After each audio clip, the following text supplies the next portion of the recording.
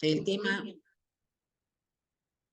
ya habíamos visto que parte del diagnóstico era también, en el punto 1, el ordenamiento de la acuicultura, y que dentro de este ordenamiento había que dar cuenta sobre el número de derechos que se habían expedido, ¿no es cierto? Cuántas áreas, qué cantidad de áreas habían sido otorgadas, también la cantidad de áreas disponibles y aquellas áreas potenciales también es bueno identificarlas, ¿no? Que de repente todavía no han sido asignadas, por lo menos por la autoridad regional, como disponibles para la dotación de autorizaciones, pero que se han visualizado como potenciales, como ya lo veníamos conversando, ¿no? Con uno de los compañeros, ya hablábamos, oye, nosotros tenemos aquí en la región ciertas lagunas que podrían servir para el cultivo de ciertas especies, ¿no es cierto?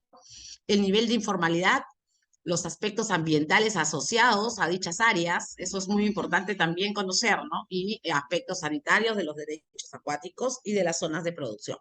Entonces, en ese sentido, habíamos visto un poquito el número de autorizaciones que tiene la selva en general y que esto representaba el 50% del total de autorizaciones a nivel nacional. Otro tema, otra cosa que ya también habíamos visto es un poco cómo están distribuidas las autorizaciones en en la selva, ¿no? De las autorizaciones, este 50%. Y la región que más tiene autorizaciones es la región de Amazonas, seguida de Loreto y San Martín, ¿no? Y la que menos tiene es Madre de Dios. Ahorita regreso. Ya, Chicos, sus Nicolai. micrófonos. Muy bien. El punto 2. El punto 2 del diagnóstico nos habla de los servicios de soporte tecnológico. También hace referencia a los servicios financieros, a dar cuenta de los fondos concursables e identificar proveedores de bienes y servicios. Entonces, he resaltado aquí los servicios de soporte tecnológico eh, para algunas cosas, para poderles mostrar algunos de los contenidos que he visto contienen los PRA y que podrían contener también, ¿no? Aquellos que no lo hayan considerado.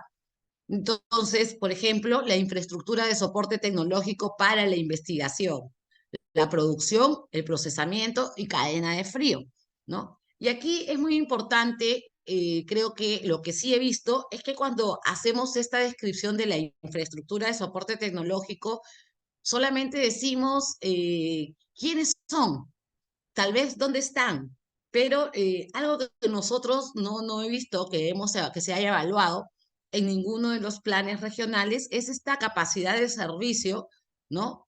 Los tipos de servicios, sí, también, ¿no? Oye, da servicios para, no sé, fileteo, para hacer pruebas de conservas, pruebas de nuevos productos, pero hay algo sumamente importante que tenemos que considerar. ¿Cuáles era, y ya lo habíamos conversado, ¿no? ¿Cuál era esta oferta disponible? Porque ya hay una oferta que está copada, ¿no? Que seguramente ya viene con ciertos clientes de hace algunos años, ¿no? Entonces, también cómo es este plan de dotación de servicios, ¿no? Si se va a mantener permanente con las mismas, con los mismos agentes, o es que se va a ir dando espacio para nuevos actores, ¿no? Esto también es importante. Las tecnologías disponibles, ¿no? Tanto para el diseño, por ejemplo, y construcción de los estanques, los sistemas de captación de aguas, etcétera.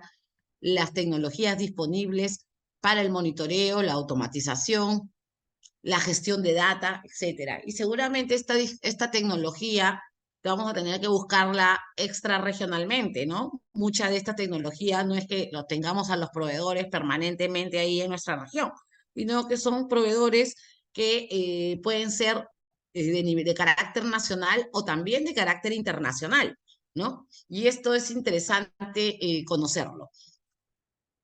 Los servicios de asesoría, capacitación, consultorías, acompañamiento, ¿no? ¿Qué es lo que están abordando estos servicios en la zona? y cuáles son los temas que está demandando o requiriendo realmente el sector. Hacer un match entre si hay realmente una alineación entre lo que se ofrece y lo que se está necesitando. Potencialmente, muchas veces se vienen repitiendo año a año los servicios que se ofrecen, ¿no? Es decir, las mismas capacitaciones, los mismos temas, y habría que ver qué otras cosas se pueden incorporar, ¿no? Creo que es muy importante incorporar, no solamente porque seamos Produce o porque seamos CITE o porque seamos ANIPES, claro, cada uno tiene sus propias funciones, ¿no? Y sus mandatos también dados por las normas de creación de los mismos, ¿no?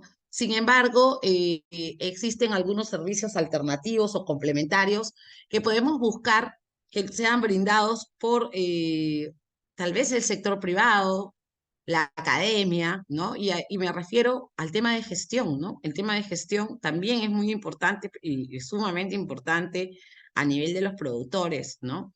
El tema de generar modelos de negocio, el tema de posicionamiento de mercado, esas son cosas que tienen que ir en paralelo con la capacitación y la asistencia técnica en la parte técnico-productiva.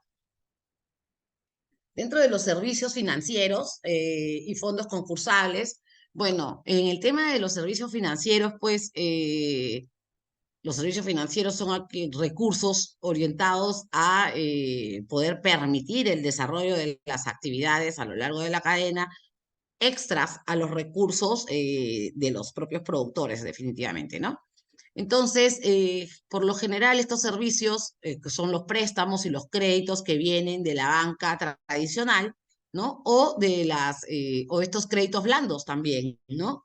Que vienen pues de la banca alternativa, y esto es algo que creo que es importante no solamente identificar, sino también gestionar, ¿no? Entonces, por ejemplo, ahorita voy a mirarlo, ahorita ya me olvidé porque tengo una pésima memoria, pero por ejemplo, Agrobanco, las cajas municipales, ¿no?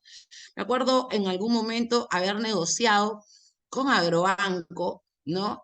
Un préstamo específico y especial diseñado específicamente para la acuicultura. Entonces, estas instituciones muchas veces no lo hacen por mutus propio, ¿no? Sino que pueden ser impulsadas, y ahí sí el gobierno regional, por ejemplo, puede interferir de alguna manera o promover justamente avalando, no desde el punto de vista del aval, oye, de que voy a poner, no tiene nada que poner, ¿no? El que tendría que poner las garantías, de hecho, va a ser el productor. Pero a lo que vamos es, de alguna manera, asociar estos créditos a la asistencia técnica, al acompañamiento, etcétera, ¿no? A cosas, a servicios que pudieran, por lo menos, generar la expectativa o mejorar el potencial de que estos recursos sean usados adecuadamente, ¿no? El leasing para equipos también es una posibilidad de generar recursos para la acuicultura. Los fondos de capital, los fondos de garantía y créditos de desarrollo rural, y los fondos concursables, ya sean reembolsables o no reembolsables, ¿no? Asesoría y servicios de planificación, habría que ver qué tipo, o sea, identificar qué tipo de servicios hay y de qué tamaño son esos fondos y cuáles son los requisitos para el acceso a esos fondos, para que nosotros, y esto es importante, hacer también la comparación con cuál es la situación que tienen los productores en este momento, ¿no? Los acuicultores en este momento. Si es el requisito, la formalización, entonces, ¿cómo nosotros podemos realmente contribuir con nuestros servicios a que mayor número de productores estén formalizados para poder acceder a estos fondos, ¿no? Y como decía, justamente es posible lograr estos acuerdos con este tipo de instituciones de créditos blandos, ¿no? Si nosotros apoyamos este acompañamiento con servicios de planificación financiera y asesoría para el buen manejo de estos fondos, ¿no? ¿Qué montos tienen? Como les decía, los montos accesibles por cada tipo de fondo y los mecanismos de acceso por cada tipo de fondo. Aquí yo he puesto algunos, entre los fondos no tradicionales, algunos tipos de fondos que también es importante que por lo menos les enseñemos a los productores de nuestras regiones que también existen y que si bien es cierto, no están no son competencia de los gobiernos regionales, pero sí abrirles los ojos de alguna manera, acercarlos a este mercado, ¿no? Entonces, por ejemplo, estos fondos de inversión de impacto, ¿no?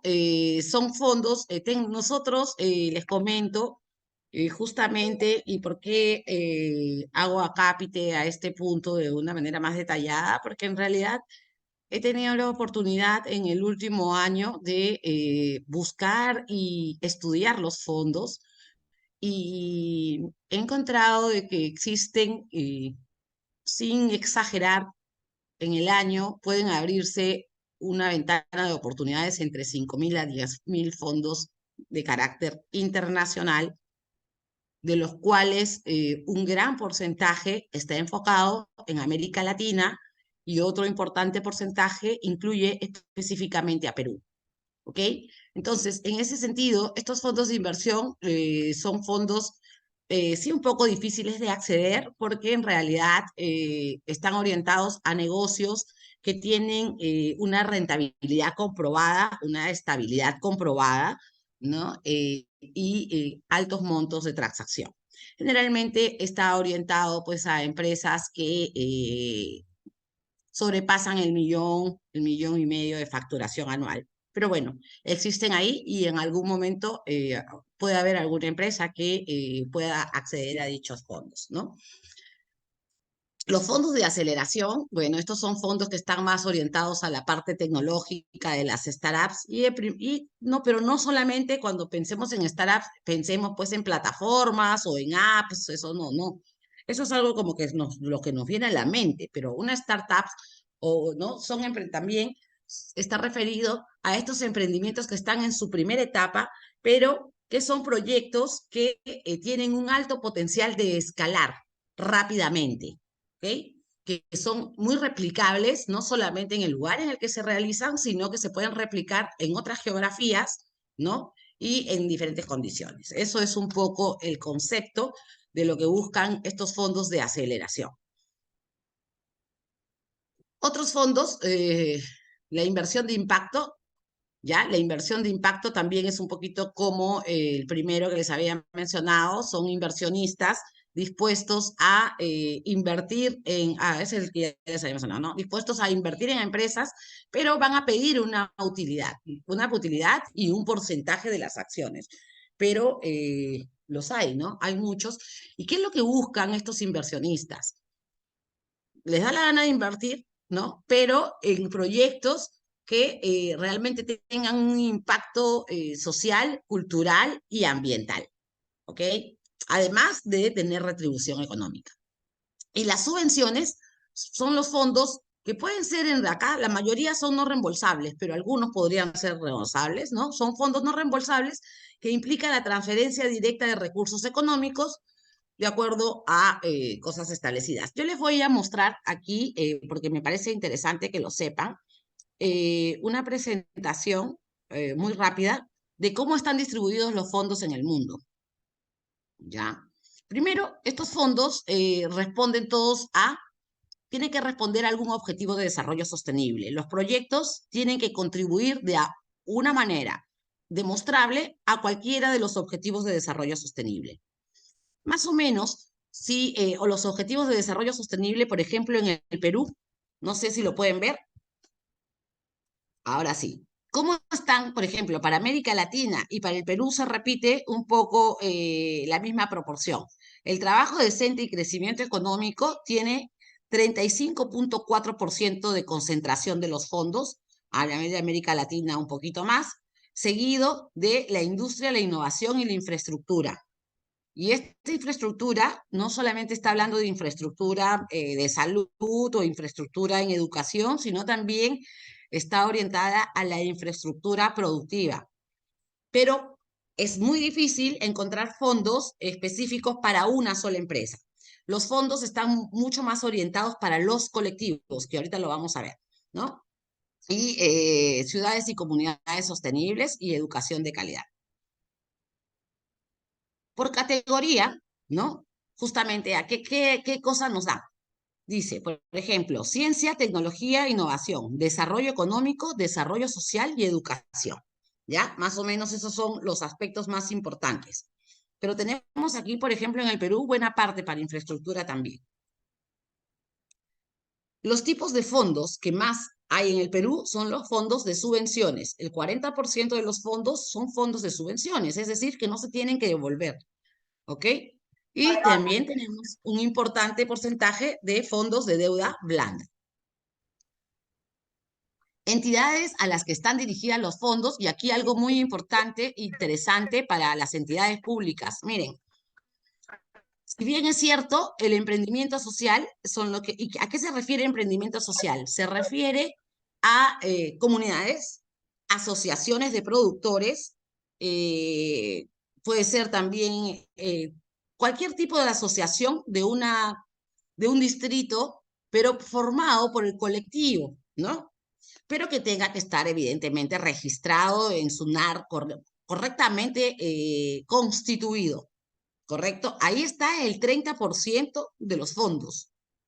Pero hay otro, y el que le sigue, como van a ver, bueno, acá están las organizaciones sin ánimo de lucro, las ONGs, que potencialmente no es lo que nos interese, pero siempre hay aliados, pero este sí nos interesa, ¿no? Los emprendimientos sociales. Y también lo que nos interesa es esto de aquí, que me parece muy importante, las entidades públicas subnacionales. ¿Y quiénes son las entidades públicas subnacionales? Son los gobiernos regionales, los gobiernos provinciales, los gobiernos locales, ¿no? Y tienen el 13.8% de fondos disponibles. Eso quería mostrarles, bueno, ahí tengo más, pero no importa. Quería comentarles, por ejemplo, que el otro día tuve la oportunidad de encontrar un fondo de 9 millones de euros, por ejemplo, para mejoras de acceso, ¿no? En comunidades, ¿no? Entonces, esto es algo que no estamos mirando tampoco y que podemos comenzar a mirar, ¿no? Y las deudas blandas, como le dije, que tienen pues la característica de ser préstamos flexibles a la naturaleza de cada una de las actividades, ¿no? En este caso, si hablamos que es un cultivo que lo voy a tener en 8 meses o en 10 meses, esto es lo que más o menos deberíamos poder acceder a través de la deuda blanda y a menores intereses que una banca tradicional. Ahora, Agrobanco, Caja Cusco, es cierto que estas entidades nacionales, como les decía, no tienen políticas desarrolladas, definidas para el tema acuícola, pero en algún momento lo han tenido y tiene mucho que ver con el apoyo que reciban, ¿no? Y la garantía que reciban de alguna manera de otras entidades encargadas de la promoción de estas actividades. Y los proveedores de bienes, ¿no? ¿Cómo identificar a estos proveedores de bienes? ¿Qué podemos identificar? Los tipos de servicios requeridos y ofertados, ¿no es cierto? ¿Qué requerimos de insumos? ¿Qué requerimos en equipamiento? ¿Qué es lo que sí se está ofertando y qué es lo que no? ¿No? Los precios y evolución de precios, el acceso a los mismos. Y ahí yo vuelvo a decir, en realidad el Estado es un gestor, ¿no? Y si nosotros tenemos clarísimo, vamos a decir, oye, ¿sabes qué? En realidad existen en la región 20 productores dispuestos a semiautomatizar su alimentación. 30 productores dispuestos a semiautomatizar su alimentación, pero en realidad no saben cómo ni a dónde. Y eso es función del Estado, ¿sí? Considero yo, acercarlos a estos proveedores, traer a estos proveedores, generar eventos para traer a este tipo de proveedores, ¿no? O simplemente una exposición y ellos van a venir y no nos van a costar un céntimo, van a venir solos, ¿no? Entonces, hay cosas en esta articulación que terminan siendo un servicio público, ¿no? Que nosotros podemos comenzar a gestionar. Servicios de transporte, procesamiento y comercialización. ¿Qué incluir en este punto de servicios, no? La infraestructura de transporte, no solamente cuando hablamos de infraestructura de transporte, ya les decía, nos estamos refiriendo, oye, hay camiones, no hay camiones insulados, hay servicio para el transporte de los peces procesados, no, sino también, por ejemplo, el tipo de, si hay carreteras, ¿no? Si hay acceso hacia otras regiones, a qué regiones podemos salir, a cuáles no, o cómo trasladarnos desde un centro al lugar más poblado, si hay aeropuerto, ¿no? Las frecuencias, si es que hay este servicio, por ejemplo, ¿no? De carga para transportar pescados, cuánto costaría, todas estas cosas, los puertos, las vías fluviales, ¿no? Esas cosas que van a incidir directamente en la capacidad de acceder a un determinado mercado. Tipos de servicios requeridos y ofertados para el transporte, ¿no? ¿Qué características ahora sí tienen estas unidades de transporte? ¿Qué condiciones? Sus precios, sus rutas, igual los servicios de procesamiento, si tenemos almacenamiento en frío, si tenemos almacenamiento congelado, ¿no? Si hay un proyecto para eso y cómo es el proceso de comercialización. Igual, los tipos de servicios requeridos y ofertados para procesamiento, ¿no? Característica y capacidad de las instalaciones, tecnologías y valor agregado que se generen en estas instalaciones, y las autorizaciones y certificaciones que tienen estas instalaciones. Eso es muy importante y eso sí que no lo he visto tampoco en ningún plan. Ponernos a pensar en que, oye, sí, tenemos el centro de procesamiento del CITE que puede brindar servicios. Excelente. Muy bien. ¿Y qué certificaciones cuenta? ¿Es cierto? ¿Por qué? Porque, o qué está contemplado certificar en los próximos años, porque eso va a ser determinante para el mercado al que podemos acceder. Y ya habíamos dicho que el mercado es fundamental. Los precios y la evolución de los servicios, la red de distribución, cómo llegamos desde el cultivo hasta el mercado, ¿no? Y lugares de venta disponibles. Y en el punto 4 nos habla de la institucionalidad para la acuicultura, y nos pide, de acuerdo a la directiva, lo que nos pide que hagamos en este punto es un poquito identificar o tener claro cómo funciona todo el sistema, ¿no? Entonces, nosotros nos regimos por el Sistema Nacional de Acuicultura, ¿no? Que dice, garantiza la aplicación y cumplimiento de la política pública, los planes, programas y acciones destinados a fomentar el crecimiento y desarrollo de la acuicultura del país. ¿Qué es lo que está, qué es lo que conforma? Principios, normas, procedimientos, métodos, técnicas, instrumentos y todo lo que esté referido al desenvolvimiento, al comportamiento de la agricultura en los 3 niveles de gobierno, ¿no? Y otro documento importante, obviamente, que hoy día es el que rige el Sistema Nacional de Acuicultura, es la Política Nacional de Acuicultura, ¿no? Que ya la hemos visto y a la que tenemos que alinearnos necesariamente. Inversión pública y privada también nos pide el diagnóstico que identifiquemos la inversión pública y la inversión privada. ¿Qué nos dice al respecto? Dice, inversión pública y privada para la acuicultura incluye la evaluación del presupuesto del gobierno regional destinado para el desarrollo de la acuicultura, actividades de promoción, fomento y ordenamiento de la acuicultura de la región. Incluye la generación de información para promover la inversión privada, además de los proyectos regionales.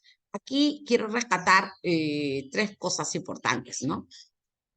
Respecto al presupuesto del gobierno regional destinado para el desarrollo de la acuicultura, lo que he podido observar en los planes es de que se ha hecho una lista, ¿no? O se ha dicho, bueno, esta es la inversión en el año 2001, 2002, 2003, ¿no? Pero en realidad no se ha hecho esto, ¿no? La evolución anual de los presupuestos asignados y los gastos ejecutados por partida y fuentes de financiamiento, ¿no? Es importante, justamente. ¿Y cuánto de esto, como sí lo dice perfectamente la guía, dice, ¿a cuánto va a actividades de promoción? ¿Cuánto ha ido a actividades de fomento? ¿Cuánto ha ido a actividades de ordenamiento acuícola? Para que podamos realmente medir la evolución si esto se está aumentando, si esto se está contrayendo, y podamos hacer una comparación. Imagínense que veamos que en los últimos 5 años o 10 años se ha ido incrementando el presupuesto de ordenamiento de la acuicultura, pero que la verdad no hemos logrado formalizar a más del 10%. Entonces ahí tenemos un problema, ¿no? Que nos va a conllevar a una toma de acción que podemos incluir dentro de nuestros objetivos. Entonces, esto no lo están haciendo. Al no hacerlo, en realidad no estamos haciendo una evaluación de cuál es la eficiencia en el gasto público, ¿no? También el nivel de gastos asignado y presupuestado, las limitaciones que se han tenido para el gasto, ¿no? Porque podemos identificar que de repente, entre lo asignado y lo presupuestado año a año, pues solamente llegamos al 30%, al 50%, al 70%, al 80%, sea lo que sea, porque han habido ciertas limitaciones y habría que identificar cuáles son estas limitaciones para el gasto. Los programas y proyectos por fuentes de financiamiento, eso también importante. Y también aquí quiero hacer énfasis, dije que iba a hacer énfasis a 3 puntos, ¿no? Entonces, lo que veo en los planes es una lista de proyectos que se han financiado, no solamente por el gobierno regional, sino proyectos que se han hecho de repente por otras instituciones y proyectos que se han logrado últimamente a través del programa PENIPA, ¿no? O Innovate y por ahí otras fuentes de financiamiento. Pero si solamente incluimos esta lista de proyectos en nuestro plan, ¿en qué nos va a enriquecer? ¿No? ¿En qué enriquece el diagnóstico tener una lista de 20 o 50 proyectos ejecutados?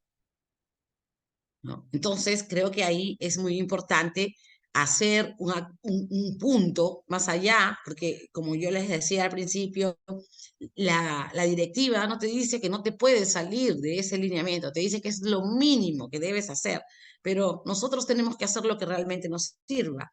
Entonces, si nosotros solo hacemos una lista de proyectos y no identificamos el impacto que ha tenido ello, ¿en qué área ha sido el impacto, no? Ah, muy bien. Este es un proyecto que va al área de promoción de la acuicultura y se ha logrado esto, ¿no? Y este que es el fomento, no sé, este que es para el ordenamiento, este es para la investigación y el desarrollo, etcétera, etcétera. Y que hemos logrado con 3 o 5 proyectos ejecutados, ¿no?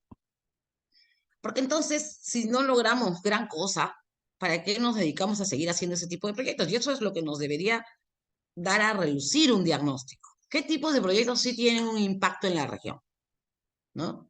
Áreas de inversión, ¿no? ¿En qué áreas se han invertido? ¿No? En capacitación, en apoyo tecnológico, en servicios de apoyo tecnológico, perdón, en sostenibilidad, etcétera, etcétera, ¿no? Lo que les venía diciendo. Y bueno, esos son y el mapeo de actores, ¿no?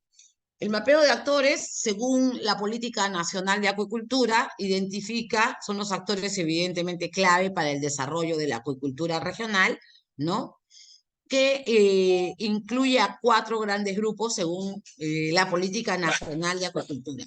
Al sector público, el sector privado, el sector de organizaciones de la sociedad civil y el sector de la academia, que incluye a los promotores de la investigación, desarrollo e innovación y de esos recursos humanos, ¿no? Entonces, estos son los 4 grandes áreas. Entonces, hay que identificar quiénes son esos actores. En la misma política, acá pueden ver, imagínense, todas las instituciones que nosotros podríamos considerar, ¿no? Desde un FONDEPES hasta un agro rural, un DEVIDA, como acá tenemos al uno de DEVIDA, INACAL, PROMPERÚ, el viceministerio, la Dirección General de Acuicultura. Acá también tenemos que considerar al Ministerio del Ambiente, al ANA, al SANIPES, etcétera, ¿no? Acá, espéreme un segundo, por favor, perdóneme. Acá está. Dile que me la devuelva. Okay. Después tenemos otros actores del sector privado, ¿no? Los bancos, la Sociedad Nacional de Acuicultura, los gremios, las asociaciones, obviamente las AREL, las AMIPES, las AMIGES, todos los sectores privados, ¿no? Tenemos las organizaciones civiles, ¿no? de la sociedad civil, que son las comunidades, los pescadores, las comunidades campesinas y todas estas agrupaciones que vienen a ser parte de la sociedad civil, pues ya ustedes lo tienen claro. Y el sector academia está ahí con CITEC, está considerado el IMARPE, Innovate, ITP, las universidades, evidentemente, ¿no? Y otro punto, creo que este ya se... Ah, son 8. Sí, este otro punto del diagnóstico son las perspectivas de desarrollo y fortalecimiento para la acuicultura sostenible. Y aquí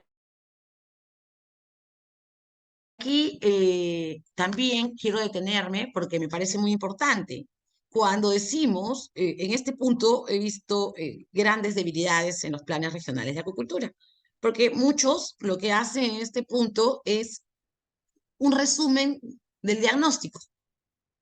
Y esto no es un resumen del diagnóstico. Como dice aquí, claramente son las perspectivas de desarrollo y de fortalecimiento de la acuicultura hacia una acuicultura sostenible desde donde venimos.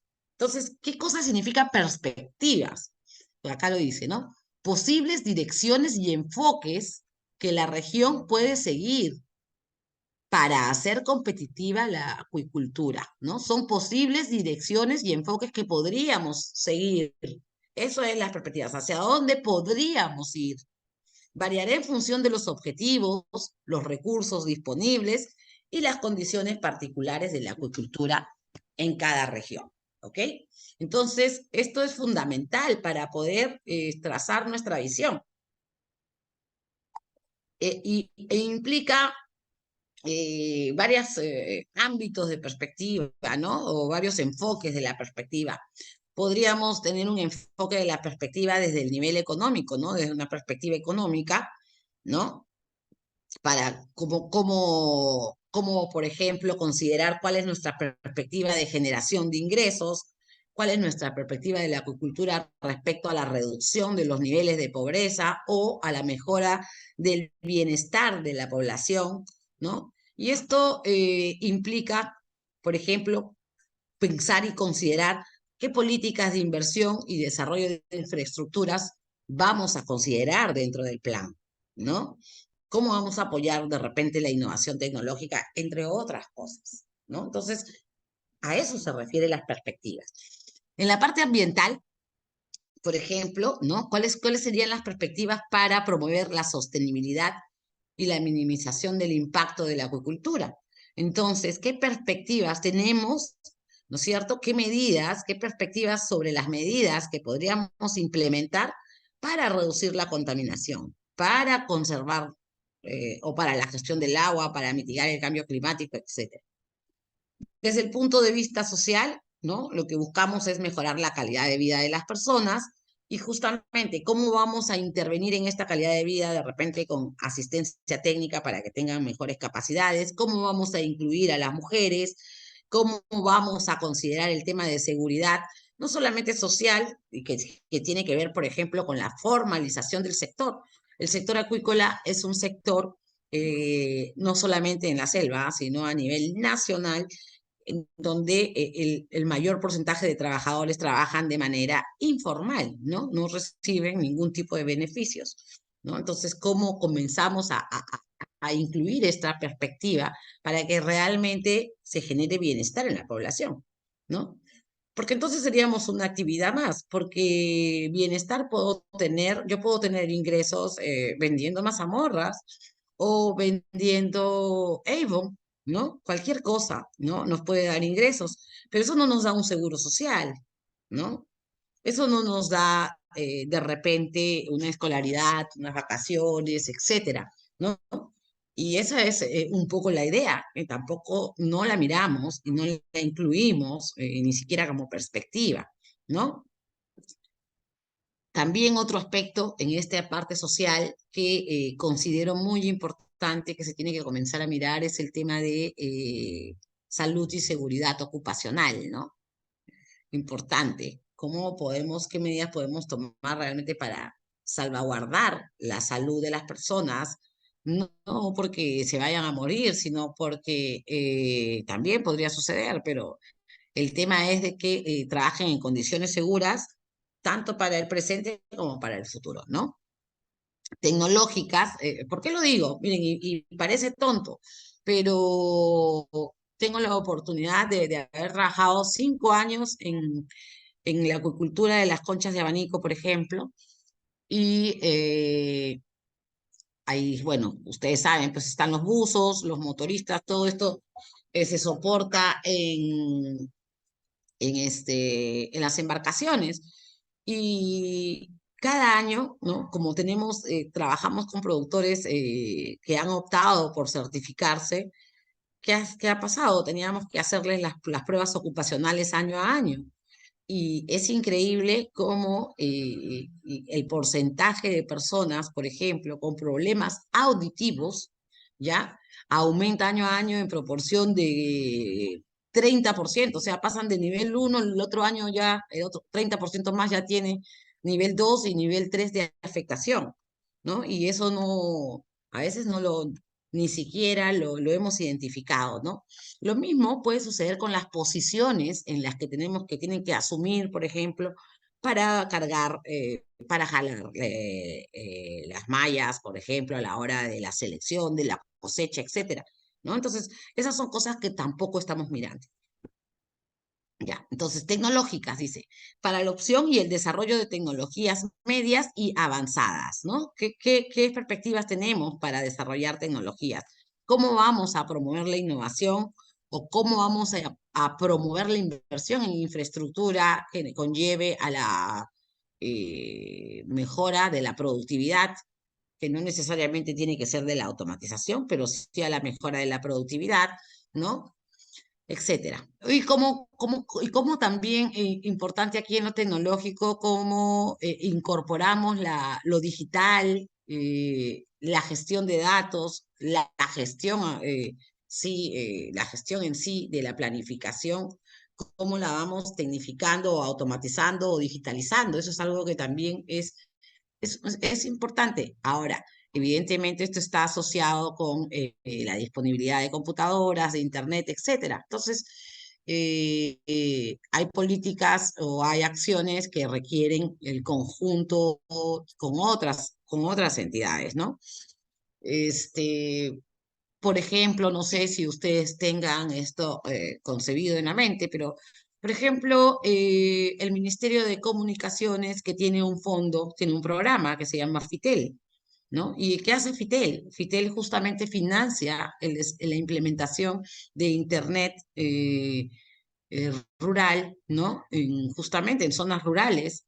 eh, y financia el 85% de esa implementación, ¿no? Y nosotros a veces tampoco ni sabemos ni accedemos. Y eso no es un fondo concursable, eso es simplemente la presentación de un buen proyecto, ¿no? Una coordinación interinstitucional que podría conllevar a que zonas que no tienen acceso a Internet puedan acceder a ello y evidentemente zonas productivas, ¿no? Y evidentemente puedan mejorar la competitividad de sus actividades porque van a poder ver tener acceso a las tecnologías, acceso a las tendencias, acceso a una mejor gestión, ¿no?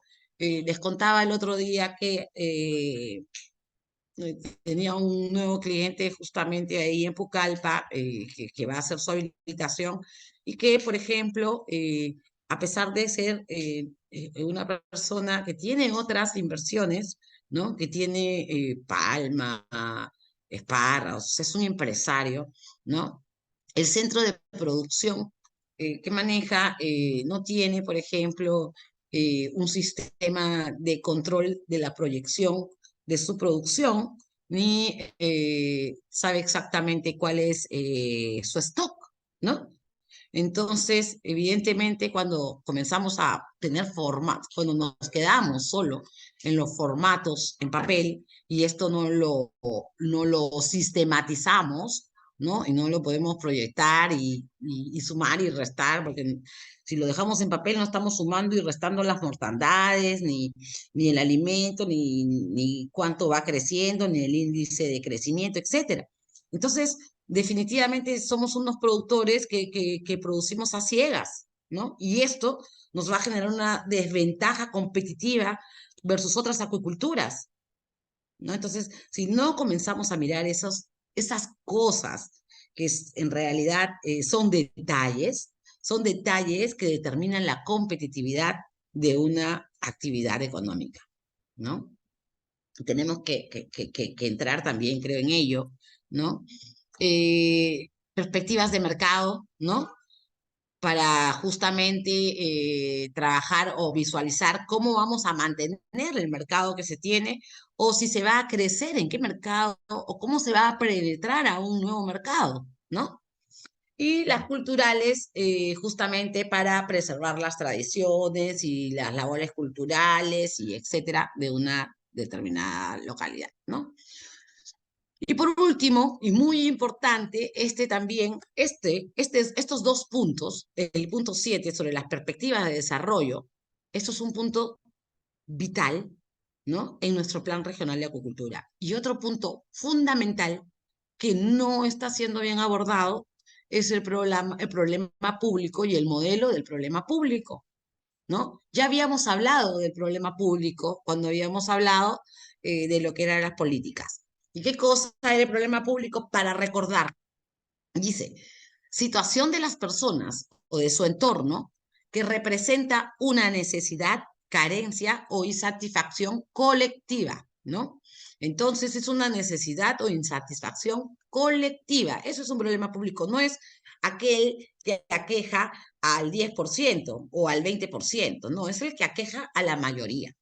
Identificables directamente o a través de elementos de que la exteriorización y ante las cuales se busca una solución. ¿Cuáles eran estos elementos característicos de un problema público? Primero, tiene que existir evidencia de este problema, ¿no? Es decir, evidencia de las carencias y necesidades en las personas o en el colectivo, en su entorno. También puede haber evidencia, por ejemplo, de una oportunidad de mejora. Cuando hay una oportunidad de mejora, también podríamos considerar que es un problema público, atender una oportunidad, ¿no? Y también podría ser un problema público, decíamos, enfrentarnos a un riesgo. ¿Cómo mitigamos o cómo evitamos un determinado riesgo? ¿Qué más qué más caracteriza a un problema público? Que los actores políticos y civiles hayan expresado que esto los viene afectando directamente en el ejercicio de la actividad, ¿no? Y del bienestar de las personas que realizan esta actividad. Y por último, dice, la atención del problema público requiere de la intervención del sector público, porque pueden haber problemas públicos que no requieren de la intervención del problema público, del sector público, sino que lo pueden resolver, por ejemplo, los propios productores, ¿no? Asociados, en fin, ¿no? Un colectivo organizado, pero que no necesariamente tiene que intervenir el sector público. Entonces, como ya habíamos dicho antes, no todo problema público tiene que tener una política nacional, ni una política regional, ni tiene que ser abordado por el Estado. Pero todo problema que sea abordado por el Estado tiene que corresponder a un problema público. ¿Quedó claro eso, no? ¿O tienen alguna consulta en este punto que me parece importante?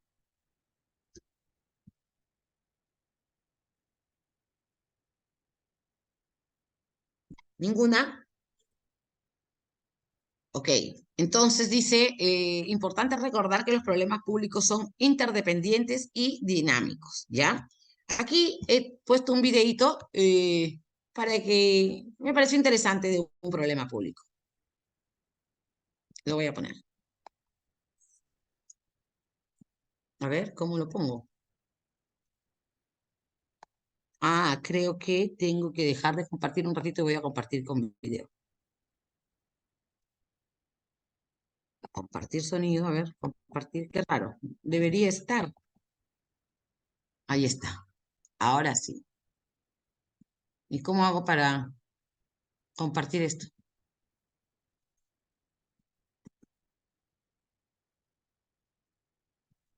No, no.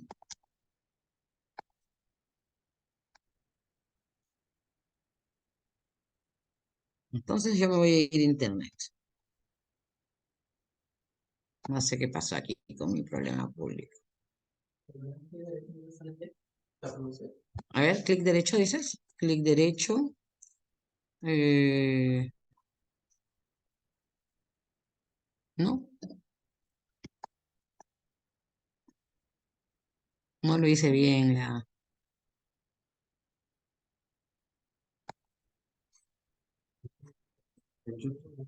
Sí, ya, un ratito, por favor, perdónenme.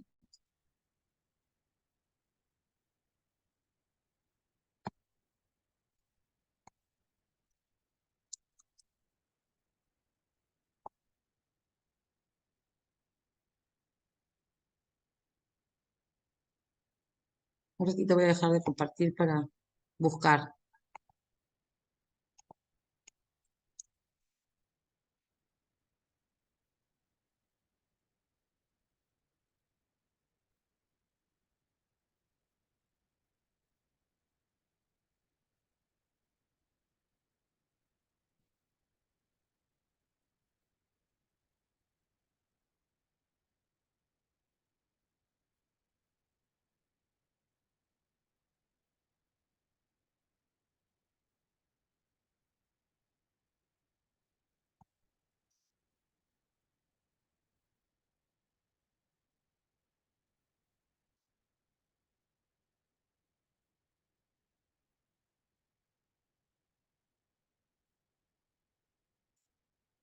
Uy, no lo encuentro, ¿ah?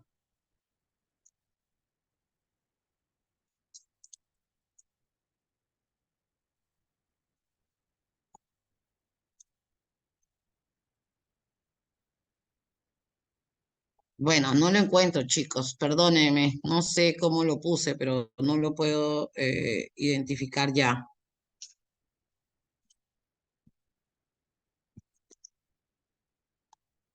Aquí no está así, menor. No. Bueno, cuando lo encuentre se los mando, ya por los chats.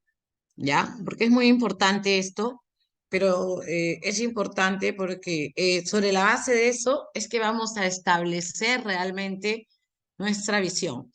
Y cómo nos dice, la guía nos dice lo siguiente: problema público y modelo del problema público, ¿ya? Entonces tenemos que, ¿cómo hacemos este modelo del problema público? A través de un árbol de problemas, nada más. Le han puesto modelo del problema público, pero en pocas palabras es un árbol de problemas, ¿no? Y creo que todos aquí estamos familiarizados con un árbol de problemas, ¿no? Hay un problema central, ¿no es cierto?, generado por una serie de causas que tenemos que poner en la parte inferior, que generan una serie de efectos, ¿ok? Aquí vamos a ver, por ejemplo, no, aquí no lo vamos a ver, lo vamos a ver en la otra presentación. Y por último, además de hacer el árbol de problemas, lo que tenemos que hacer es incorporar, no se olviden, el problema público. Ah, perdón, no estoy compartiendo. ¿Y por qué nadie me dice nada? Es que estoy sola, creo, exponiendo. Ya. Entonces, ¿se ve la pantalla? Sí, sí se ve. Ya, perfecto. Entonces ya habíamos dicho, ¿no? Entonces el modelo del problema público es un árbol de problemas, así, tan simple, ¿ok? Y no se olviden de que el problema público tiene que estar incluido en una agenda, en este caso, en la agenda regional, ¿no? Para que pueda ser incluido dentro de nuestros planes y todo lo demás. Y además, ¿dónde podemos verificar que está incluido en la agenda regional? Tiene que estar incluido en el plan de desarrollo concertado regional. En todo. Entonces, ahora acá viene pues una disyuntiva, ¿no? Porque los planes de desarrollo concertados probablemente no tenían esta perspectiva, no han considerado para nada en lo absoluto esta directiva, ¿no es cierto? Y de repente pues nos vamos a ver forzados, ¿no? Porque recién vamos a identificar bien nuestro problema público y no puede que no esté incluido dentro del plan de desarrollo concertado. Bueno, No vamos a poder hacer nada más que sustentar esto, por ejemplo, a la hora que presentemos esto a la Dirección General de Acuicultura para que nos dé el informe favorable, ¿no? Pero sí considerarlo pues para el siguiente plan de desarrollo concertado, donde es nuestra obligación también participar, ¿no? E informar y velar porque se incluya justamente la acuicultura y el problema público de la acuicultura dentro del plan de desarrollo concertado. ¿Ok? Entonces, eso sería todo el diagnóstico. Ahora vamos a verlo, vamos a ver de alguna manera el tema del problema público, lo vamos a ver también aquí en la siguiente fase. No quiero repetir dos veces, por eso no lo he desarrollado acá. Y dice el marco estratégico y el plan de acción. Ya habíamos dicho que el PRA tiene tres componentes, ¿cierto? El diagnóstico, el marco estratégico y el plan de acción. Esos son los tres componentes que tiene que tener el PRA. Entonces ya hemos visto el diagnóstico, que es la parte más amplia, ¿no? Es la parte fundamental. Sin un diagnóstico no podemos hacer, podríamos hacer un plan, sí, pero no va a ser un plan realmente que atienda los reales, la situación actual y las perspectivas y las tendencias y etcétera, ¿no? Entonces, ¿qué es el marco estratégico? Dice, es un método estructurado que permitirá definir cómo el Plan Regional de Acuicultura conducirá el desarrollo de la acuicultura regional sostenible, ¿no? Entonces, hoy día cuando hablamos de acuicultura, inmediatamente decimos, pensamos en sostenibilidad, o es algo en lo que tenemos que comenzar a pensar. Ya no solo en acuicultura, sino en acuicultura sostenible. Si nuestro plan de desarrollo concertado debe hablar de acuicultura sostenible. Nuestro plan regional de acuicultura debe hablar de acuicultura sostenible. La política nacional de acuicultura habla de acuicultura sostenible. ¿Ok? ¿Cuáles son los componentes de este marco estratégico? El horizonte temporal, ¿no? Queda claro que es el periodo de ejecución de y de vigencia del plan, la visión o futuro deseado, los objetivos estratégicos, los lineamientos y las acciones, indicadores y metas. Y claro queda, y habíamos hablado de todo este sistema de gestión público en el que este plan tiene que guardar relación con la Política Nacional de Acuicultura y con el Plan Desarrollo Regional Concertado. ¿Ok? Eso es lo que nos exige. Entonces, ¿qué implica este marco estratégico? Dice, articulación del marco estratégico. Este es el orden que nos propone la guía. Ya dice la articulación del marco estratégico con la política nacional y el PDRC. La definición del horizonte, la definición de la visión, bla, bla. Lo mismo que he dicho. Sin embargo, pienso yo que no, esto es un resumen, pues, ¿no? Porque en realidad, ¿cómo hago yo? Determino este anexo, esta matriz, si no he definido mi visión y mis objetivos estratégicos primero, ¿no? Entonces nos vamos primero a eso. Primero vamos a definir el horizonte temporal de esto. Y la guía nos recomienda, no nos obliga, nos recomienda que tenga un horizonte de 10 años, ¿ok? Pero que en el año 5, pero que nuestras acciones, o sea, nuestro plan de acción solamente debe responder a 5 años. Por lo tanto, tenemos dos opciones. Podemos hacer un plan regional de acuicultura de solo 5 años con todos sus planes de acción, ¿no? O podemos hacer un plan de 10 años. ¿Para qué? Para asegurar de que gobiernos precedentes, no, posteriores, ¿no? Gobiernos posteriores continúen haciendo la misma labor. Y obviamente lo que van a poder sobre esos objetivos de largo plazo definidos por un conjunto de personas y entidades, ¿no es cierto? Simplemente lo que van a tener que renovar es las actividades, el nuevo plan de acción para el segundo quinquenio, ¿no? Entonces, yo creo que si se hace un plan regional de acuicultura participativo realmente, con los suficientes talleres, con un diagnóstico bueno que realmente nos lleve a proyecciones, ¿no? Podríamos sí lanzarnos por un horizonte de 10 años que permita seguir sosteniendo las políticas que se están proponiendo, ¿no? En el tiempo. Y ahora, luego, ahí ya se supone que en el diagnóstico hemos definido el problema público, ¿ok? Ya habíamos dicho que la visión, ¿no? Ahí está. Perdónenme, acá tengo un problemita, creo, de orden.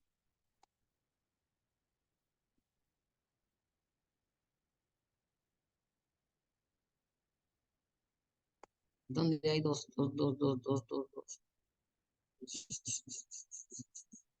Esto, esto, esto.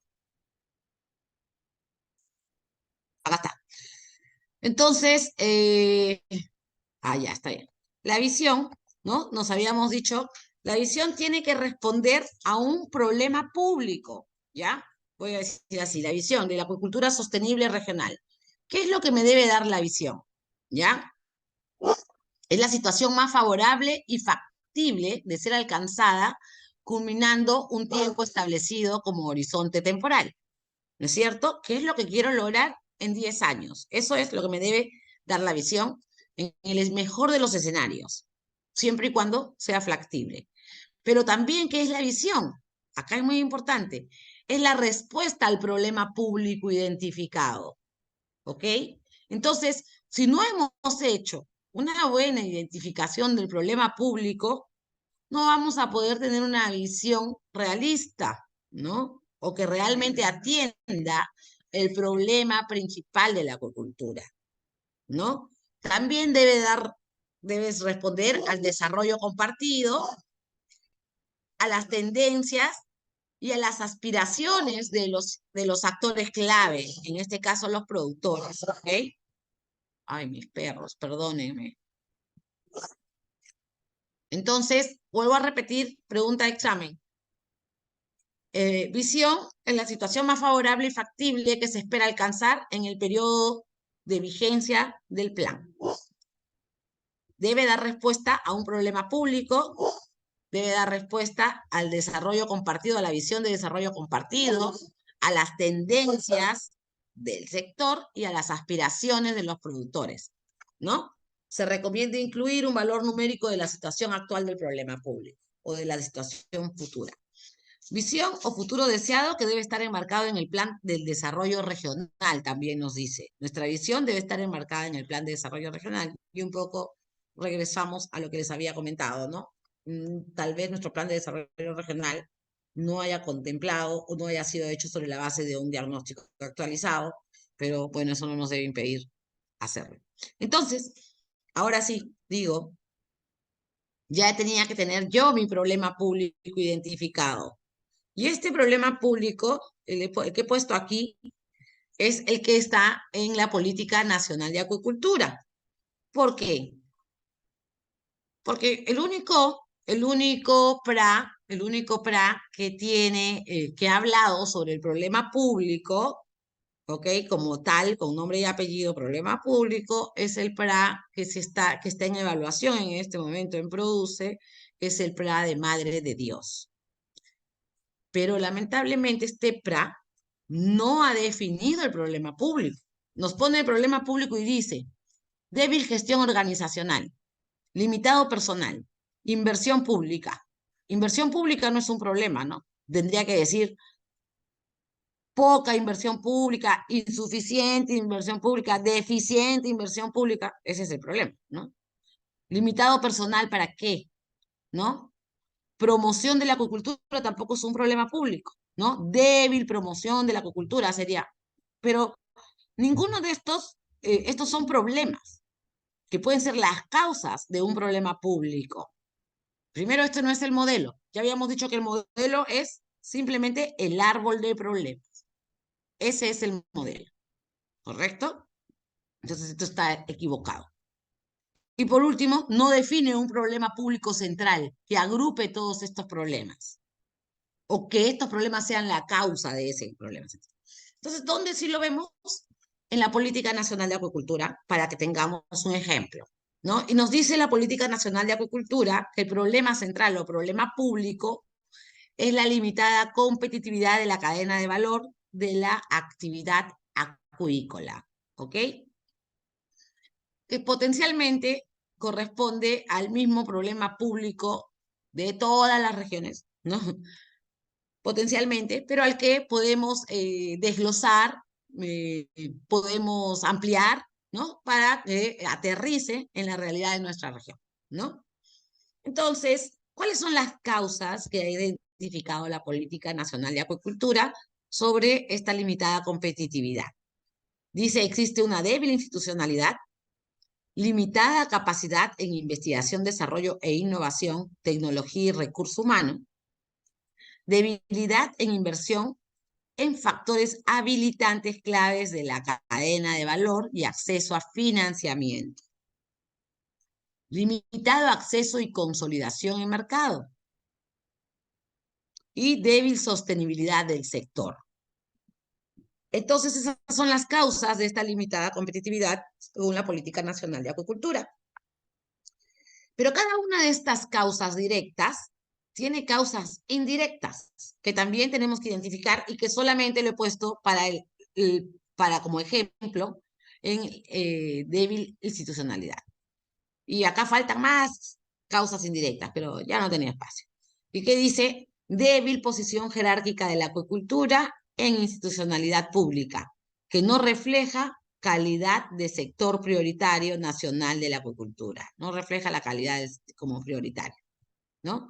Escasa coordinación entre instituciones ligadas al sector y de estas con otros sectores. Les hablaba de la importancia de que coordinemos con otros sectores, con otras entidades, porque el problema público de la acuicultura que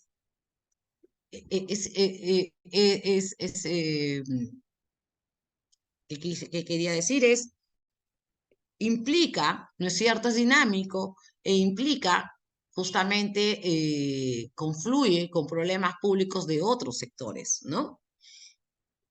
Débil coordinación entre el nivel central y las regiones, superposición y descoordinación de normas y planes, seguramente que el otro dice superposición de funciones y etcétera, ¿no? Eso es lo que nos da la débil institucionalidad. Y así tenemos que identificar los problemas, las causas, ¿no?, indirectas de las causas directas de este problema público, o sea, las causas de las causas directas, ¿no? Y eso es el árbol. A partir de allí, identificar cómo todo este problema, qué efectos tiene, ¿no? Y dice, una limitada competitividad de la cadena tiene como impacto o como efecto escasa oferta dirigida a los mercados nacionales y extranjeros, y eso a su vez causa el bajo consumo de productos acuícolas en el mercado nacional, la baja contribución al PBI, el bajo retorno de divisas por exportaciones, ¿no? Otra causa, otro efecto, baja diversidad y sofisticación de la cadena de valor y tecnología, que nos da baja rentabilidad de la acuicultura, baja satisfacción de los requerimientos de mercados, ¿no? Y así cada uno de los efectos que nosotros encontremos. Entonces, para el taller, yo voy a tener un mamotreto completo de todas las causas y problemas, ¿no? De la política para que nos guíe y también un resumen, ¿no es cierto? En la medida de lo posible lo voy a convertir también en esto para que a partir de allí podamos trabajar, ¿no? Claro, que no voy a hacer, pues, no voy a hacer el diagnóstico ahorita de Amazonas, ¿no? Ni voy a hacer el diagnóstico de Ucayali. Lo que voy a hacer es sacarlo de dónde del el PRA que tenemos, así sea del 2014, del 2020, del que cada región tenga. Entonces vamos a identificar dentro del PRA que tenemos, que seguramente justamente el taller va a ser para actualizar un poquito esto, ¿no? En la primera aproximación, ¿no? de cuál es el problema público en cada región para que a partir de aquí hagamos todo lo que voy a mencionar hacia adelante de la clase, ¿ok? Y esa es la nota final importante, el 50% de la nota de este módulo. Por lo tanto, es importantísimo, por favor, que vayan al taller. Hay muchísimos jalados, pero bueno, la idea es de que todos obtengan su certificado, ¿no? Todos los que por lo menos han dado examen, han cumplido tareas y todo eso, ¿no? Y ayudarlos y todo esto, a todos los que han dado sus exámenes van a tener su certificado de aprobación, porque esa es la idea, ¿no? Acá no estoy, esto no es un curso de universidad ni nada para venir a jalarlos ni nada de eso, pero solo aquellos que hayan sí completado las actividades son los que voy a poder darles este certificado aprobatorio, ¿no? Que les va a servir para trabajos, para muchas cosas, ¿no? Y por favor, el día del taller voy a llevar los exámenes impresos para quienes no hayan podido dar examen hasta este momento, ¿ok? Entonces, van a tener esa oportunidad. Muy bien. Entonces, dicho esto, esto no es el problema público, ¿ok? Hay que mejorar esta parte del documento de Madre de Dios. Entonces, ya identificado el problema público, ahora sí podemos definir nuestra visión, ¿no? Y acá tenemos la visión de la acuicultura en este problema público que hemos revisado, este es de la Política Nacional de Acuicultura, ¿no? Y dice, más allá de lo que diga en el fondo, un poquito quiero que veamos la forma, ¿no? Al año 2030, ¿y qué cosa me está diciendo el año 2030? Me está hablando del horizonte del proyecto, ¿ok? Es importante que la visión que nosotros pongamos establezca este horizonte, ¿no? Al año 2030 la acuicultura será más competitiva. Está atendiendo al problema público, porque el problema público dice limitada competitividad. Entonces, la visión tiene que ir directamente correlacionada con el problema público, ¿no? La acuicultura será más competitiva, sostenible, resiliente al cambio climático y diversificada, incrementando el valor de sus ventas totales en más de un 100%. Nos dice, en la medida de lo posible, poner valores de la situación que se espera alcanzar y aumentando su porcentaje de participación en la producción acuícola de América Latina y el Caribe en más de un 50%, en un marco de institucionalidad y más de más con capacidad para contribuir a la seguridad alimentaria y la calidad de vida de la población. Entonces, aborda de alguna manera estas causas también directas, ¿no es cierto?, que impactan en el problema público, ¿no? Unas consideraciones que tenemos que tener a la hora que diseñemos esta visión. Luego viene el establecimiento de objetivos estratégicos, ¿no? Y para el establecimiento de objetivos estratégicos, ¿qué tenemos que tener? El diagnóstico, que ya hemos presentado, ¿no? El diagnóstico sistémico en la medida de lo posible, y la visión de la acuicultura sostenible.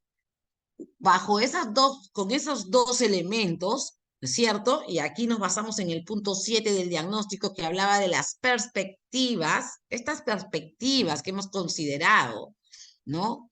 En el punto 7 del diagnóstico nos van a permitir establecer estos objetivos estratégicos. ¿Y cómo tiene que estar redactado el objetivo? Eso también es un error a veces, ¿no? A veces, ya cada vez menos, nos dice, oye, dime, todos los objetivos siempre tienen que ir en infinitivo, ir, tienen que, además, incluir qué se va a cambiar, qué condición de cambio hay y el sujeto, sobre la base de qué, ¿ok? Al igual que los indicadores, estos tienen que ser específicos, realizables, relevantes y medibles. Vamos a ver algunos objetivos, ¿no? Por ejemplo, un objetivo de la Política Nacional de Acuicultura dice, claro, como es a nivel nacional, es mucho más general, ¿no? Entonces dice, fortalecer, ese es el verbo, ¿no? Fortalecer. La condición de cambio, ¿no? La sostenibilidad y el sujeto u objeto es la acuicultura, ¿correcto? En un PRA, que he visto, en un PRA cualquiera, no importa cuál, ¿ok?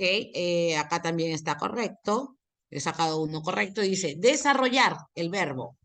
Investigación de tecnologías, investigación en tecnologías de innovación y su transferencia. Esa es la condición de cambio, la investigación.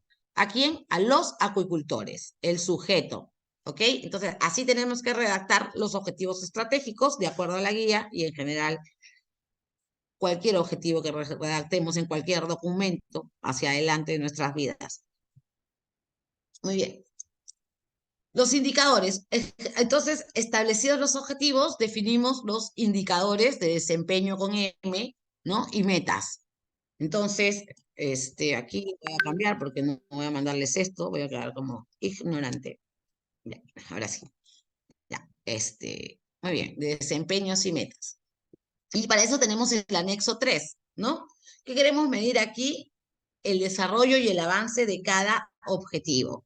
Y para ello nos ha puesto esta matriz, ¿no? De indicadores, donde ponemos el indicador, describimos el indicador, la unidad de medida, la forma de cálculo, la meta, que se va a alcanzar año a año, y el responsable de la medición. No es nada del otro mundo, ¿no? Entonces, solamente a manera de recordatorio, cómo se diseñaba un indicador.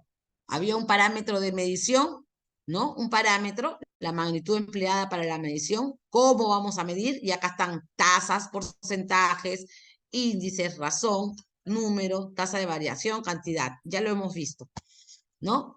Un parámetro de medición, un sujeto, tasa de variación de instituciones y una característica que brindan servicios de apoyo a la acuicultura. ¿Ok? El sujeto, la población que se busca impactar. Por ejemplo, pueden ser usuarios, pueden ser entidades, puede ser también un entorno, un área de cultivo, una laguna, etcétera, ¿no? O un elemento de gestión. ¿Ok? Entonces, así es como redactamos. Y una vez que ya tenemos nuestro indicador, llenamos así. Y aquí también me he traído, lamentablemente, perdóname, Madre de Dios, no tengo nada en contra de Madre de Dios, pero lo tengo que traer porque es el único PRA que se ha estructurado ya con estos lineamientos y que tiene este anexo desarrollado. ¿Ok? Y bueno, y que sirva pues para mejorar, ¿no? Entonces aquí nos dice el indicador, como ya habíamos visto, protocolos de producción de sábalo, boquichico, camarón y Malasia. ¿Eso será un indicador? A ver, para que conversemos un poco. Ya me cansé de hablar sola. ¿Eso será un indicador? A ver, ¿quién me dice, por favor?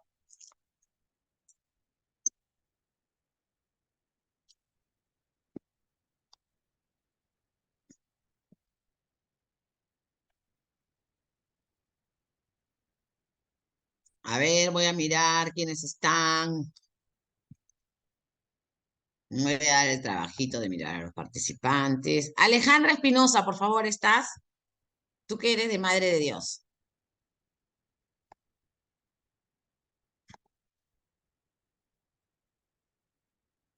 Alejandra.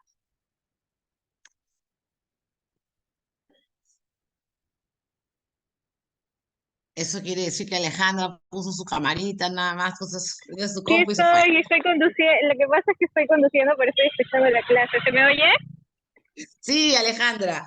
Bacán. Dime, Hola, ¿qué tal? ¿cómo estás? Buenas noches. Buenas noches, ¿crees que decir protocolos de producción de sábalo, chico y camarón de Malasia es un indicador? Protocolos.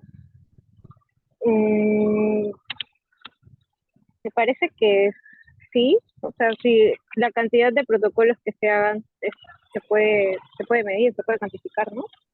Entonces, el O indicador sería número de protocolos diseñados, publicados,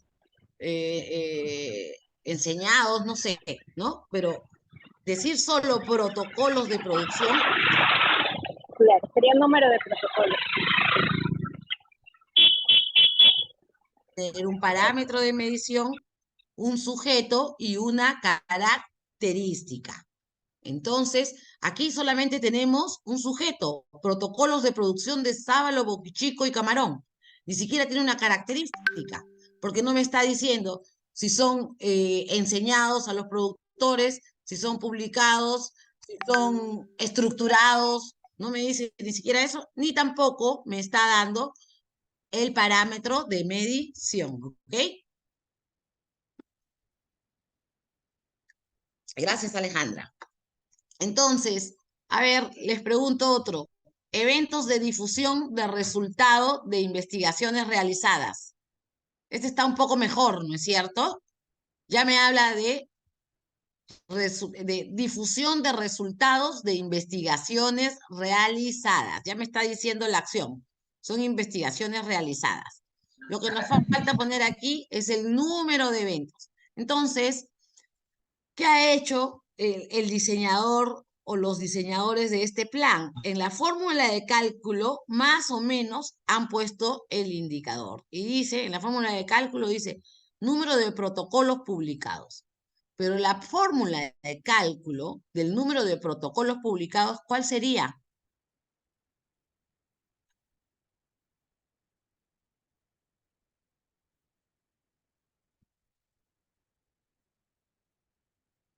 Debbie, ¿cuál crees tú que podría ser esa fórmula de cálculo del número de protocolos publicados?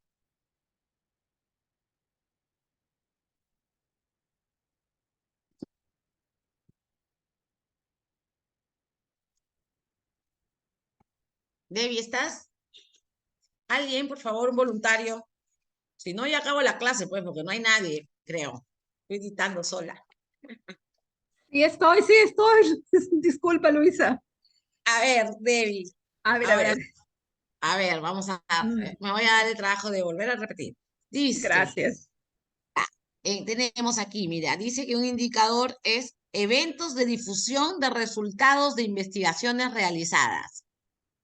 ¿Qué le faltaría para hacer un indicador a esta afirmación o a esta frase? Eventos de difusión de resultados de investigaciones realizadas. Podría ser número de eventos. Claro, podría ser número de eventos, ¿no es cierto? También cuando dice módulos demostrativos, número de módulos demostrativos, pero módulos demostrativos, ¿qué le estaría faltando además del número de módulos demostrativos?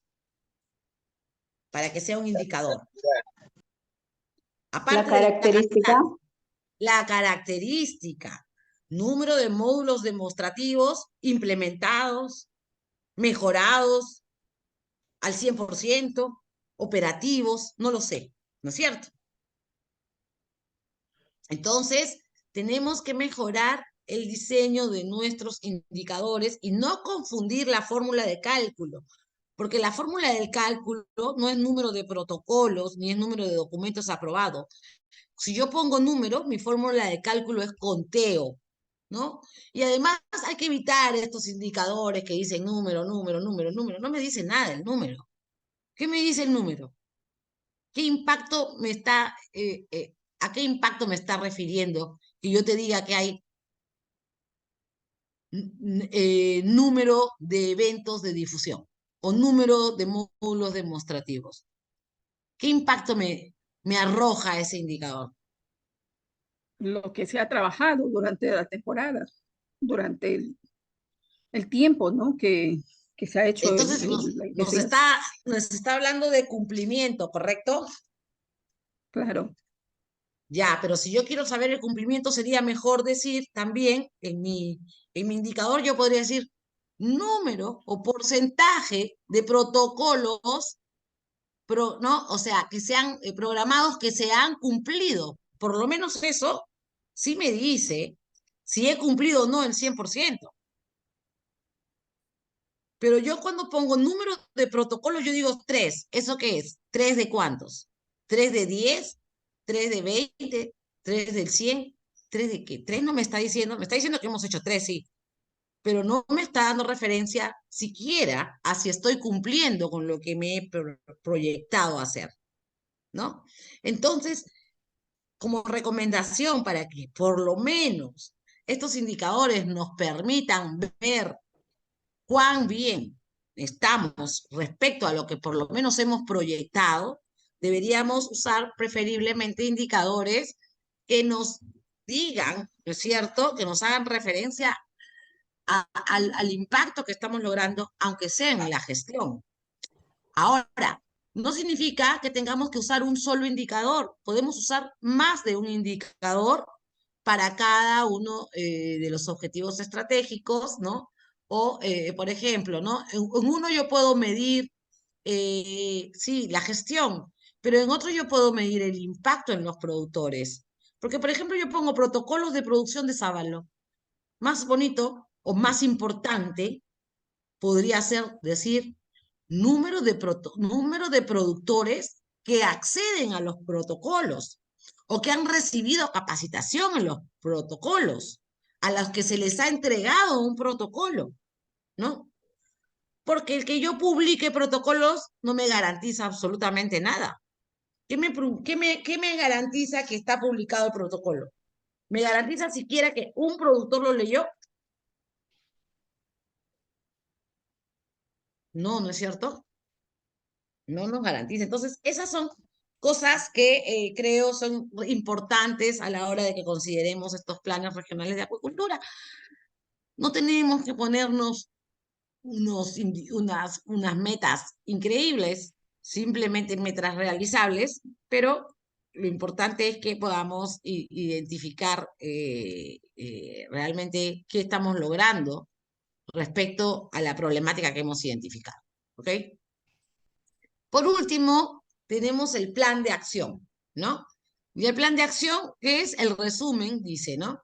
El objetivo estratégico, el lineamiento, la acción, el presupuesto y la duración. Ahora sí, después de haber hecho mis indicadores y todo esto, voy a regresar a la primera fase, el primer anexo que nos pide el PRA. Dice la matriz de, perdón, al 2, que nos habla de la articulación con el marco estratégico, con la Política Nacional de Acuicultura y el PRDC, ¿no? El Plan Regional de Desarrollo Concertado. Entonces ya tengo mi visión, ya tengo mis objetivos e incluso mis indicadores y ahora vengo a articularme, ¿no? Entonces, tengo una política que tiene objetivos prioritarios, tengo un plan de desarrollo que tiene objetivos estratégicos, tengo una visión, tengo que poner aquí a qué se articula, a qué objetivo prioritario o a qué objetivo estratégico, ¿no? Del plan de desarrollo concertado o de la política se está alineando, ¿no? Y aquí pongo mis objetivos. Lo vemos mejor así. Esto sí está bien estructurado y esto también pertenece a Madre de Dios, que ya tiene este formato, ¿no? Y esto está correcto. Por ejemplo, dice la Política Nacional de Acuicultura, el objetivo prioritario 1, fortalecer la gestión pública para el desarrollo de la competitividad de la cadena de valor. En el plan de desarrollo concertado dice incrementar el nivel de desarrollo económico e integración de Madre de Dios. Me está hablando más o menos de lo mismo, ¿no? Porque dice desarrollo de competitividad y desarrollo económico de integración regional. Me pone la visión que es la misma para todos y me dice que qué objetivo estratégico del PRA se alinea con esto. Fortalecer la institucionalidad de las entidades estatales para la gestión articulada de la acuicultura regional. Bueno, porque acá dice fortalecer la gestión pública, ¿no es cierto? Entonces acá sí, fortalecer la institucionalidad. Entonces es lo que se alinea, ¿no? Aunque no está muy alineado con el plan de desarrollo concertado. Luego, en el prioritario 2 dice aumentar la capacidad de I+D+I. Y el objetivo estratégico 6, ¿no? Acá también dice incrementar el nivel de desarrollo económico e integración regional de Madre de Dios. Bueno, entonces es el único objetivo que tiene relacionado el plan de desarrollo concertado. Como vemos aquí tenemos una debilidad en este plan de desarrollo concertado respecto a la acuicultura, lo que les decía, ¿no? En realidad no la aborda, porque es general, dice incrementar el nivel de desarrollo e integración regional de Madre de Dios. Es el único objetivo estratégico que ha encontrado el grupo formulador, ¿no? Del plan de desarrollo concertado que se alinea de alguna manera con los objetivos prioritarios, ¿no? De la política nacional. Pero lo que sí hay alineación directa es entre los objetivos estratégicos que se han planteado en este PRA con los objetivos prioritarios de la política. Entonces nos quedamos con esta comparación. Aumentar la capacidad de I+D+I en la acuicultura. Y acá dice desarrollar investigación en tecnologías de innovación y su transferencia a los acuicultores. Está alineado. Incrementar la inversión en los factores habilitantes en la cadena de valor. Fomentar la inversión pública y privada. Bueno, habla de inversión, está alineado. Consolidar la participación de las empresas acuícolas. Desarrollar servicios de extensión y capacitación, escalamiento productivo y gestión empresarial y asociatividad. Hay alineación, ¿no? Entonces, eso es lo que deberíamos hacer, según la directiva, alinearlo después de haber definido nuestros objetivos. Muy bien. Entonces, seguimos. Ya medimos indicadores. Y ahora, ¿qué es lo que nos dice el plan de acción? Resumir el plan de acción. Después de establecer los objetivos estratégicos, establecemos lineamientos. Para cada objetivo estratégico, establecemos lineamientos. Y estos lineamientos cumplen la misma característica que el objetivo. Son como objetivos específicos. Si este es el general, este serían los objetivos específicos, y se redactan igual, ¿ok? De la misma forma, ¿ya? En infinitivo. Acá lo podemos ver. La Política Nacional de Agricultura cumple exactamente con la misma, más o menos, estructura, ¿no? Entonces tiene como objetivo prioritario, dice, incrementar la inversión en la cadena de valor. Y tiene como lineamientos desarrollar instrumentos e incentivos para la inversión de infraestructura habilitante para productores y proveedores acuícolas. Luego dice, otro lineamiento, desarrollar estrategias de atracción de inversión privada y pública en las cadenas de valor acuícola. Y está completamente alineado, ¿no es cierto? Porque lo que quieren es incrementar la inversión en la cadena de valor.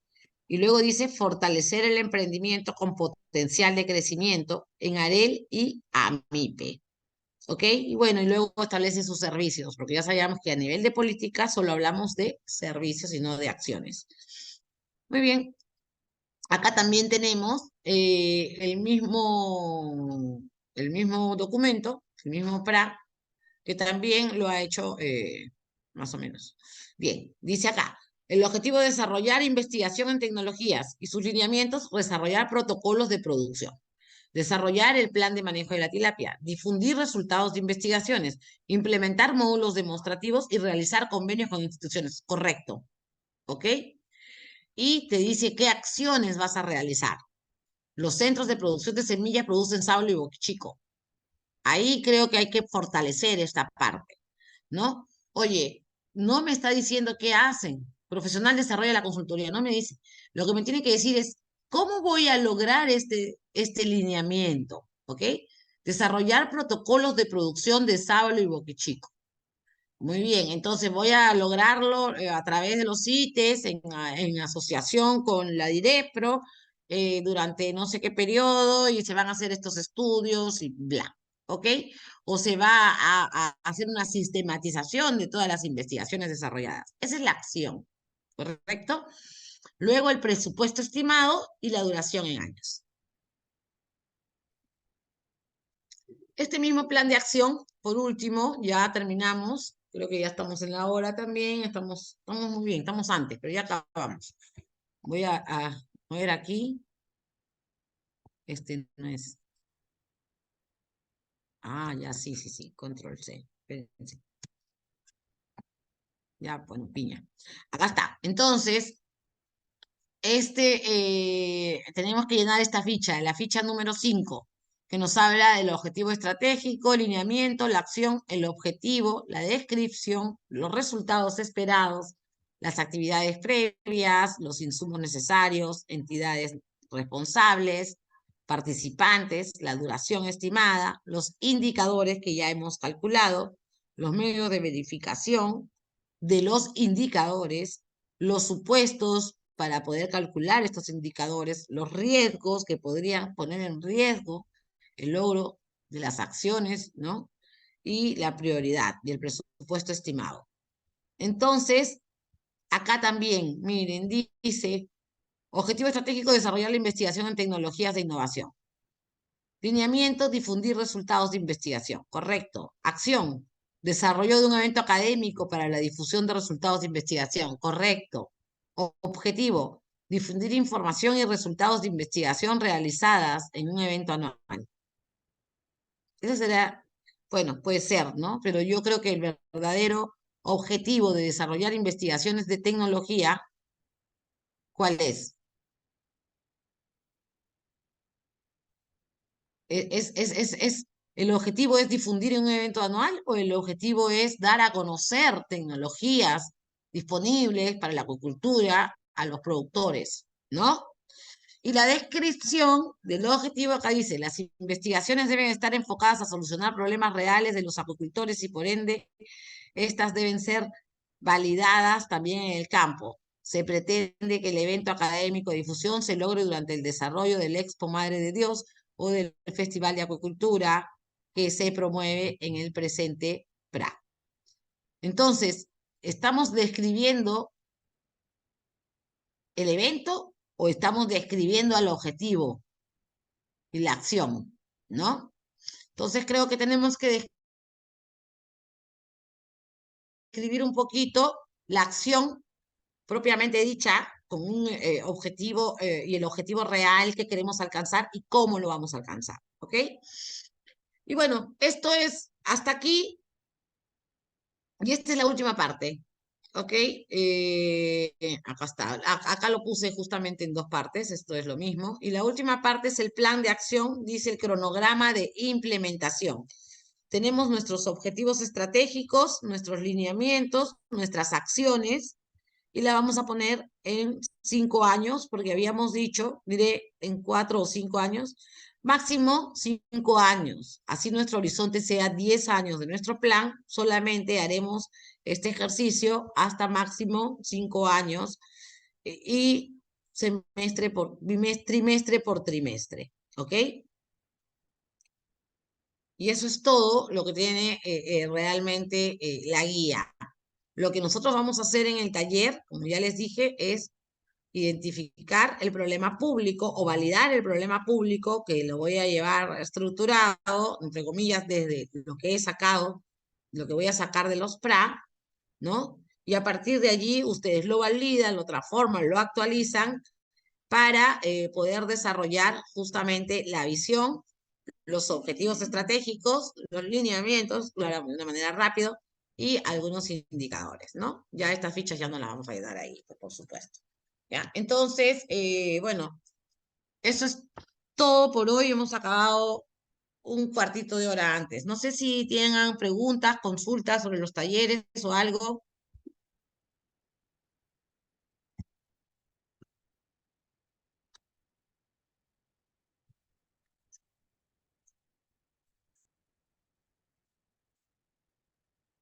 ¿No tienen? Ya, entonces, no hay ni una pregunta, ¿no? Está muy fácil. Es que no tenemos nada que no entendamos. Entonces, ahora sí, les vamos a pasar un examen de 7 preguntas nada más, justamente con la idea de que vayan subiendo sus notas. Esto está calificado sobre 21, 7 por 3, 21. Cada pregunta vale 3 puntos, ¿ya? Aarón, ¿puedes ya poner el examen? Sí, sí, sí. Ya está en el grupo. En el Ah, chat. excelente. Ya está en el chat. Compártelo también en los chats de WhatsApp, por si acaso alguien no lo pueda. Acá, por si acaso alguien no acceda desde aquí, por favor, tenga problemas.